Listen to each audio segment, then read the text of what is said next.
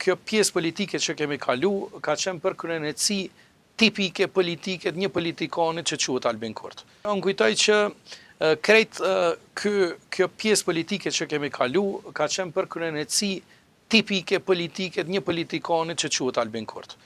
Dhe unë kujtoj që reflektimi, nëse shojmë prej një procesi zgjedhor, deri procesi i ri zgjedhor që ishte në shkurt, ka pas reflektim, ka pas ramje të lëvizjes vetëvendosje. Unë besoj që tashmë ramjen e kemi të lëvizjes vetëvendosje, do më thënë nuk kemi asnjë dyshim që lëvizja vetëvendosje ka marrë, si me thonë, të porzën, edhe unë besoj që kjo i shërben edhe vendit, i shërben sepse me kryenici, me qëllime, si me thonë, të tilla nuk udhëhiqet vendi.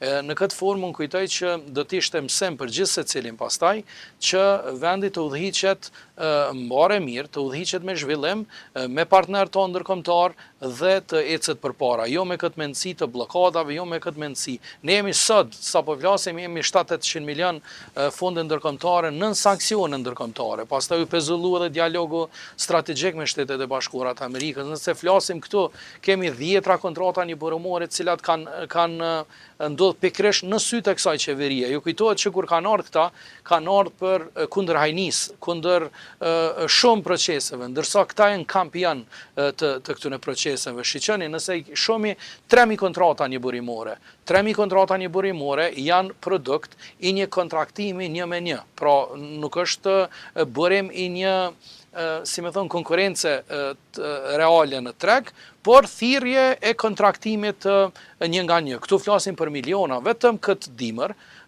këtë sezon dimrore, 2025-2026, dikon mbi 10 milion euro janë nënshkruar kontrata njëbërimore për mirëmbajtje rrugore.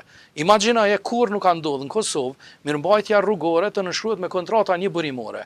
Dhe nëse shohim tash diferencën që jam duke nxjerrur, besoj këto ditë do ta shohim për vitin 2024, del që sezona verore dhe dimrore komplet. Të dy sezonat janë më të lira se që është negociu sezona dimrore. Do të thënë kjo është një absurditet i llojit vetë dhe më kujtoj që kjo tregon fytyrën e vërtetë të tyre, fytyrën e vërtetë nëse shohim edhe të rezervat shtetërore, sepse u ngret edhe një akt akuzë ndaj ministrës Hajdari.